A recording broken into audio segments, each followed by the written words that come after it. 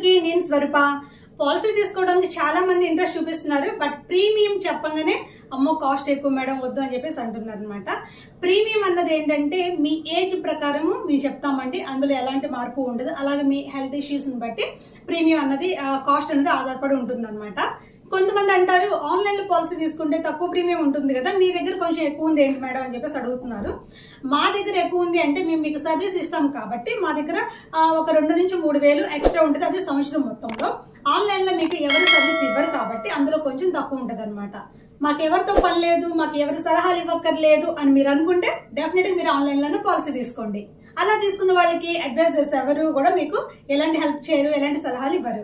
And ఇంకొక విషయం ఏంటంటే మీరు పాలసీ ఎక్కడ తీసుకున్నా కూడా దాని డీటెయిల్స్, దాని సబ్జెక్ట్ అనేది మీరు ముందు తెలుసుకోవాలండి. అంటే దాని బెనిఫిట్స్ ఏంటి, వెయిటింగ్ పీరియడ్ ఎంత, ఏమిటి అనేది ఇంకా చాలా ఉంటాయి.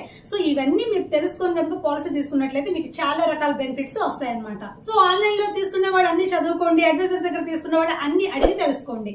మీరు ఎవరైనా హెల్త్ ఇన్సూరెన్స్ తీసుకోవాలనుకుంటున్నారా? ఇంకెందుకు కలుస్తాం, వెంటనే నాకు కాల్ చేయండి, నేను మీకు సూట్ అయ్యే ప్లాన్ నేను చెప్తాను. ఇలాంటి ఎన్నో వీడియోల కోసం నా ఛానల్ ని సబ్స్క్రైబ్ చేసుకోండి, అలాగే వీడియోస్ కి లైక్ చేయండి, షేర్ చేయండి.